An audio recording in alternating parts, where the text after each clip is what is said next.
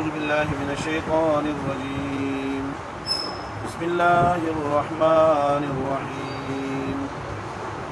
وإذ قال إبراهيم رب أرني كيف تحيي الموتى قال أولم تؤمن قال بلى ولكن ليطمئن قلبي قال فخذ أربعة من الطير فاصرهن إليك ثم اجعل على كل جبل منهن جزءا ثم ادعهن يأتينك سعيا واعلم أن الله عزيز حكيم. وإذ قال إبراہیم، اور اسی گزشتہ واقعہ کی طرح اس وقت بھی یاد کرو جب ابراہیم علیہ السلام نے رب کے دربار میں درخواست کی، ربی ارینی کیف تحیی الموتى، اے اللہ مجھے دکھلا دے آپ مردوں کو کیسا زندہ فرمائیں گے۔ قال اولم تؤمن، تو اللہ رب العالمین نے کہا کیا آپ کو معلوم نہیں ہے اور ایمان نہیں ہے، یقین نہیں ہے؟ قال بلا، کیوں نہیں، اللہ بالکل یقین ہے، لیکن مشاہدہ کیفیت کر کے، مقصد لیطمئن قلبی، تاکہ میرا دل مطمئن ہو جائے۔ قال، تو اللہ رب العالمین نے فرمایا پھر پکڑو اربعۃ، 4 من الطیر، یعنی پرندے، 4 پرندوں میں سے پکڑو، فصرہن، اور پھر انہیں اپنے ساتھ حلال ہو، عادی بنا لو، پھر ان کو قیمہ کر کے، ثم اجعل علی کل جبل منہن جزءا، اور پھر ہر پہاڑ پر، مختلف پہاڑوں پر ان کے اس مشترکہ اور مخلوط قیمے کا ایک ایک ٹکڑا، ایک ایک جز رکھو، ثم ادعوہن، اور پھر انہیں آواز دو، یأتینک سعیا، آپ کے پاس یہ سب آئیں گے بھاگتے ہوئے، قدم پہ، یأتینک سعیا، چل کر آئیں گے۔ وعلم، اور جان لو، ان اللہ عزیز، اللہ زبردست ہے، حکیم، اور حکمت کا مالک ہے۔ سورۃ بقرہ کا آخری حصہ چل رہا ہے۔ سورت میں بنیادی طور پہ 4 حصے ہیں۔ پہلے حصے میں مسئلہ توحید ہے اور اسی سے متعلق بنی اسرائیل کی تفصیلی سرگزشت ہے۔ دوسرا مسئلہ رسالت ہے اور اس میں قبلہ، بانی قبلہ اور تحویل قبلہ کی تفصیل ہے۔ تیسرے حصے میں مسئلہ جہاد ہے، اور مسئلہ جہاد کے ٹریننگ کے لیے پہلے شخصی تربیت ہے، پھر ملکی تربیت ہے، یعنی پہلے افراد میں شریعت کا نفاذ ہے، پھر ملک میں شریعت کا نفاذ ہے، اور پھر گھریلو معاملات میں شریعت کا نفاذ ہے۔ اور اسی باب میں مسئلہ حج کا بھی ذکر ہے کہ حج آسان تب ہوتا ہے، حج کا راستہ تب کھلتا ہے جب آپ کے پاس جہاد کے ذریعے حاصل کی ہوئی قوت ہوتی ہے۔ چوتھے باب میں مسئلہ انفاق ہے، اللہ کے راستے میں خرچ کرنے کا حکم ہے۔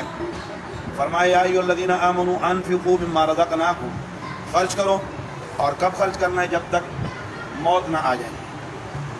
کرنا کس لیے ہے؟ اللہ لا الہ الا هو الحی القیوم، اللہ رب العالمین کے کلمے کی سربلندی کے لیے اپنا مال لگانا ہے۔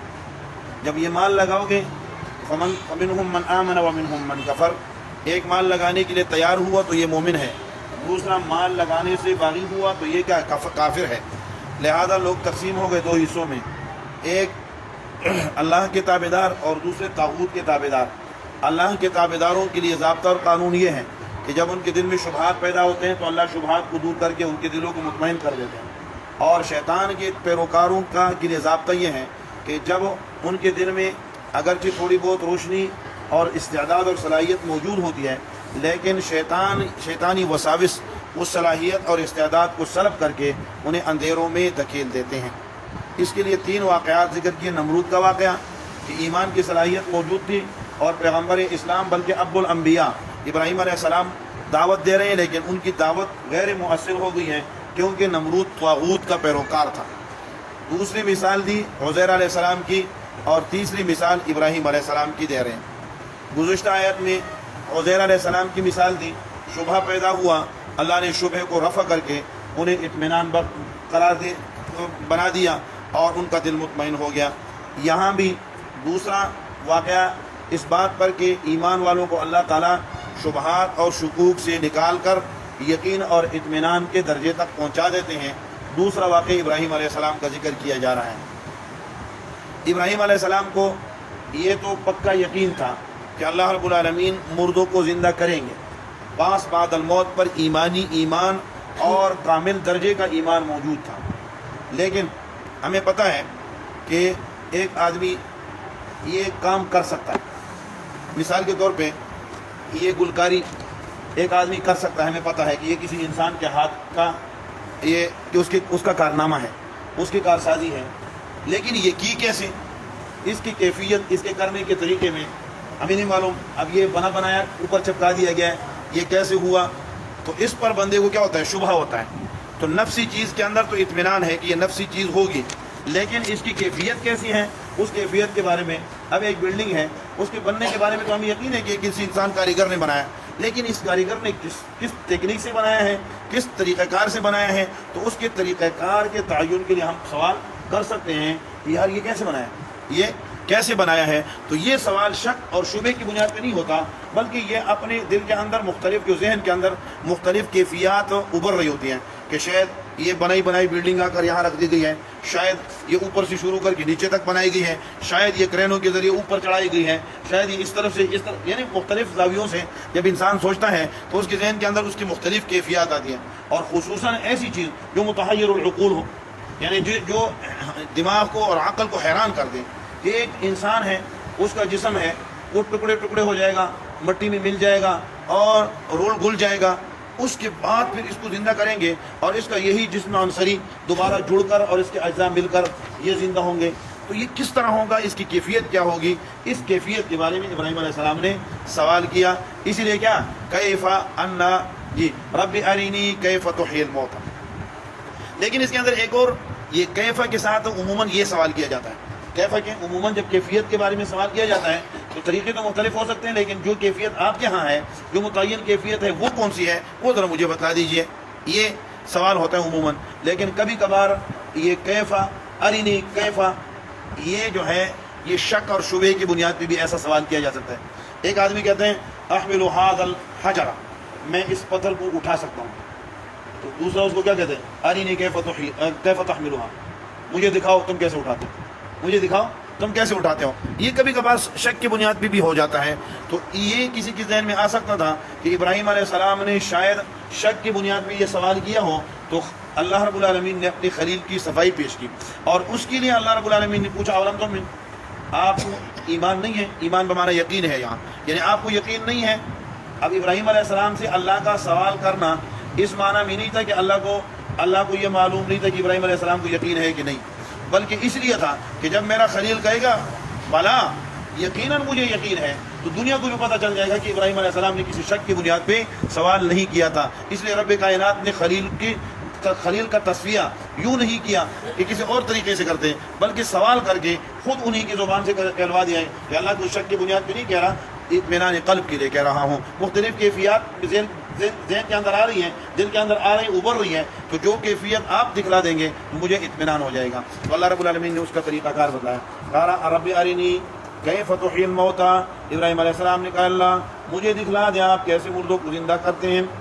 یہ بہت بڑا مسئلہ ہے، یہ جتنے ہم نیک اعمال کرتے ہیں، ان تمام کے تمام نیک اعمال کی روح یہ ہے کہ انسان کو یہ یقین ہو کہ مرنے کے بعد زندگی ہے۔ یہ یقین اگر نہیں ہے تو تمام جتنے اعمال ہیں، ابھی ہم نے نماز پڑھی ہے، اب کیوں پڑھی ہے بھائی؟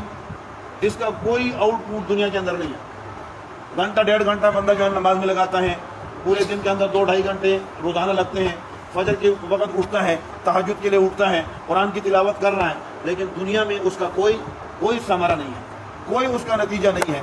تو جب اسلام اتنی اہمیت پہ زور دے رہا ہے تو قرآن کی تلاوت کرو اور نماز پڑھو اور ذکر کرو اور تلاوت کرو، اس کی پابندیاں کرو، یہ کرو، حکم دے رہا ہے اسلام، لیکن دنیا میں اس کا فائدہ اور نقصان اس کا کچھ نہیں ہے۔ تو یقینی طور پہ ہمارا ایمان اور نظریہ یہ ہے کہ اس کا کیا ہے، مرنے کے بعد جب ہم زندہ ہوں گے تو تب اس کا انعام اور اس کا اجر ملے گا۔ تو مسلمان کے جتنے نیک اعمال ہیں ان کے پیچھے یہی نظریہ کار فرما ہے عمومی طور پہ۔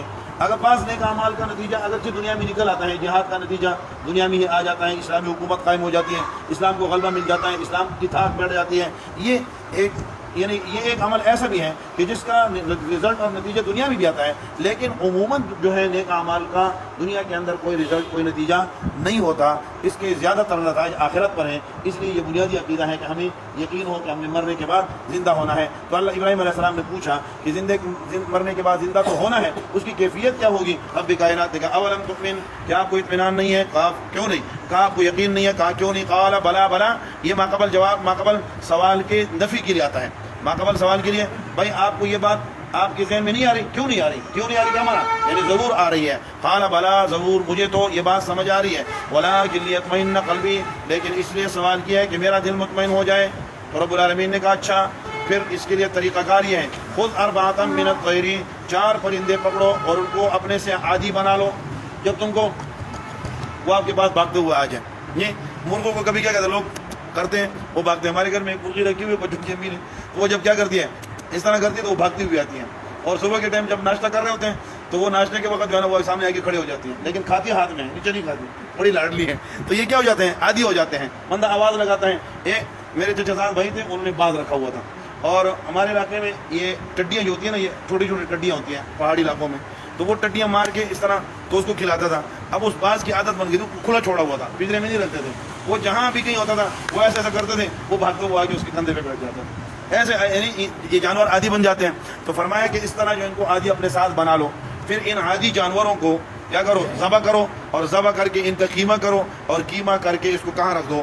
ہر پہاڑ، مختلف پہاڑوں پہ ان کے اجزاء رکھ دو، 4 پہاڑوں پہ، ادھر ادھر ادھر مختلف پہاڑوں پہ، اور پھر آواز دو، کبوتر کا کہا آ جا جی۔ تو کبوتر کے تمام اجزاء ادھر سے ہر جگہ سے الگ الگ ہوتے ہوئے اس قیمے میں سے کبوتر کے جو اجزاء ہوں گے وہ الگ ہو کے کبوتر آپ کے سامنے بن جائے گا۔ اس کے بعد کوے جی آ جاؤ، تو کوے کے سارے اجزاء، اس کے بعد تیتر بچے، تو بھی تشریف لیا، تو تیتر کے اجزاء بھی جمع ہو گئے وہ سارے، اور یہ تیتر چلتا ہوا آئے گا۔ یہ اتینا کا سعیا، یہ سعی کہتے ہیں قدموں سے چل کر آنے کو۔ اب یہاں قرآن نے یہ کیوں کہا کہ اتینا کا سعیا، کہ چلتے ہوئے آئیں گے، یوں اڑتے ہوئے نہیں آئیں گے۔ یہ اتینا کا سائن، چلتے قدم سے چلتے ہوئے آئیں گے، اڑ کر نہیں آئیں گے، اس لیے کہ پتہ چلے کہ وہی ہے جو آ رہے ہیں۔ اڑ کر بدل بھی سکتا تھا، ممکن ہے کہ میں نے جس کو پکارا تھا شاید وہ نہ ہو، کوئی اور پرندہ اڑ کر آیا ہو، کیونکہ پرندے عموماً اڑتے ہیں، سارے اڑتے ہیں۔ تو اللہ رب العالمین نے کیا کہا؟ چلتے ہوئے، اپنے قدموں سے چلتے ہوئے آئیں۔ یا اتینا کا، یہ آپ کے پاس آئیں گے سعیان، اپنے قدموں سے چلتے ہوئے، دوڑتے ہوئے۔ وَعْلَمْ أَنَّ اللَّهَ عَزِيزٌ حَكِيمٌ، اور جان لو اے ابراہیم کہ بے شک اللہ تعالیٰ غالب ہے، لہذا ذرات کو، چھوٹے چھوٹے ذرات کو مختلف جگہوں سے اٹھا کر اور ان کے اندر روح ڈال کے انہیں صحیح سالم جسامت عطا کرنا اللہ کی قدرت سے بعید نہیں۔ عزیز حکیم ہے، اور جب وہ زندہ کرے گا تو یہ عین حکمت کے مطابق ہو۔ اب یہ 2 واقعات ہیں یہاں، ایک عزیر علیہ السلام کا واقعہ ہے اور ایک ابراہیم علیہ السلام کا واقعہ ہے۔ عزیر علیہ السلام کے واقعے کو اللہ رب العالمین نے ختم کیا، قال اعلم ان اللہ علی کل شیء قدیر۔ عزیر علیہ السلام نے کہا کہ میں جان گیا ہوں کہ اللہ ہر چیز پر قادر ہے۔ دوسرا، ابراہیم علیہ السلام کے واقعے میں اللہ نے کہا اعلم، ابراہیم آپ جان لو کہ اللہ عزیز ہے اور حکیم ہے۔ وہاں قدرت کا ذکر ہے، یہاں عزت اور حکمت کا ذکر ہے۔ وجہ فرق یہ ہے کہ عزیر علیہ السلام کا سوال تعجب کی بنیاد پر مبنی تھا، حیرانگی تھی کہ اللہ مردوں کو کیسے زندہ کریں گے، یہ مری ہوئی اور بجھی ہوئی اور بگڑی ہوئی بستی کیسے دوبارہ جو ہے نا بحال ہوگی۔ کچھ الفاظ ایسے تھے کہ جس سے شبہ ہوتا تھا کہ ان کو شک ہے، جبکہ ابراہیم علیہ السلام کے سوال کے اندر حکمت دریافت کی گئی تھی، اس لیے یہاں کا اللہ عزیز اور حکمت والے ہیں، وہاں کہا اللہ قادر ہیں، وہاں قدرت کا ذکر کیا۔ دوسرا فرق ان واقعات میں مفسرین نے یہ کیا ہے کہ ابراہیم علیہ السلام کو اپنے ذات کے اندر مشاہدہ حق کی کیفیت حاصل تھی۔ ابراہیم کو اللہ رب العالمین کذالک نری ابراہیم ملکوت السماوات والارض، بچپن ہی میں ابراہیم علیہ السلام کو اللہ نے ملکوت سما اور ارض دکھلا دیے تھے، اور اندرونی طور پہ، روحانی طور پہ ابراہیم علیہ السلام کو مشاہدہ حق حاصل ہو چکا تھا۔ اس لیے ابراہیم علیہ السلام کو دوسری چیز میں زندہ چیزوں کی زندہ کرنے کی کیفیت دکھلائی گئی۔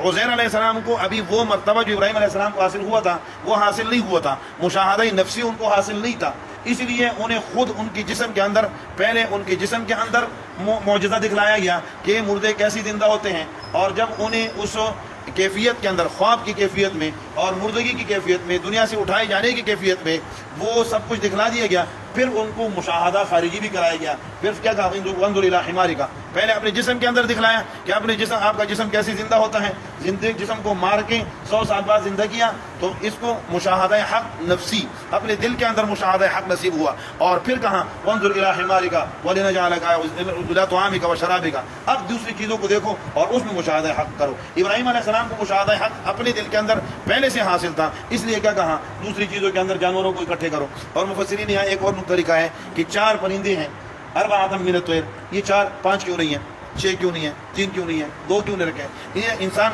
عناصر اربعہ سے بنا ہوا ہے، تو عناصر اربعہ یہ 4 کے اندر اشارہ تھا کہ اللہ رب العالمین انسان کے عناصر اربعہ کو دوبارہ پیدا کر کے اس کے اندر اس کی احیاء اور اس کی زندہ کرنے پر، انہیں عناصر جسمانیہ اور جسم عنصری کے ساتھ زندہ کرنے پر قادر ہے۔ اس لیے تمام مفسرین کا اس بات پر اتفاق ہے کہ پرندے اسی طرح ہوئے تھے، اور واقع میں پرندوں کو ذبح کیا گیا تھا، قیمہ بنایا گیا تھا، اور پھر وہ چلتے ہوئے ابراہیم علیہ السلام کے پاس آئے تھے، جیسے کہ تفسیر میں گزرا۔ ابو مسلم اصفہانی ایک عالم گزرے ہیں، اور ہر عالم کے کچھ تفردات ہوتے ہیں، انہوں نے یہاں یہ مسئلہ بیان کیا ہے۔ اور ہمارے دور کے بھی ایک عالم ہے مولانا ابو الکلام آزاد رحمۃ اللہ تعالی علیہ۔ مولانا ابو الکلام آزاد رحمۃ اللہ علیہ بھی کبھی کبھار ایسے خوارق کی ایسی تشریح کرتے تھے کہ جس سے بظاہر لگتا تھا کہ وہ یہ معجزات کے منکر ہیں، لیکن مولانا ابو الکلام آزاد میں یہ کمال تھا کہ جب علماء کرام تنبیہ کرتے تھے کہ حضرت یہاں آپ سے غلطی ہو گئی، تو مولانا ابو الکلام آزاد فوری طور پہ اپنی غلطی کو مان جاتے تھے۔ ان کے مقابلے میں مولانا مودودی رحمۃ اللہ علیہ، ان سے بھی کئی جگہوں پہ قرآن کی تفسیر کے اندر کچھ ایسی چیزیں ہو گئی تھی جو جمہور کا قول اور جمہور کی رائے نہیں تھی، اور تسلسل کے ساتھ سلف سے مفسرین کی رائے نہیں تھی۔ مولانا مودودی رحمۃ اللہ علیہ کو بھی تنبیہ کی گئی، لیکن مولانا مودودی رحمۃ اللہ علیہ اپنے موقع پر دلائل کے ساتھ ڈٹ گئے تھے۔ اس لیے جو ہے علماء کرام نے مولانا ابو الکلام آزاد کے خلاف ان کے رد میں کوئی کتاب نہیں لکھی، لیکن عموماً علماء نے مولانا مودودی رحمۃ اللہ علیہ کے حق میں کے خلاف جو ہے نا کیا لکھی ہیں، کتابیں لکھی ہیں۔ چنانچہ ہمارے سب سے زیادہ صوفی اور بزرگ آدمی مولانا زکریا رحمۃ اللہ تعالی علیہ، جو کسی کو بھی کچھ نہیں کہتے، انہوں نے کتاب لکھی، اور کتاب کا نام کیا رکھا پتہ ہے؟ کتاب کا نام رکھا فطرہ مودودیت۔ کتاب کا نام کیا رکھا؟ فطرہ مودودیت۔ تو کسی نے کہا حضرت یہ نام بہت سخت نہیں ہے؟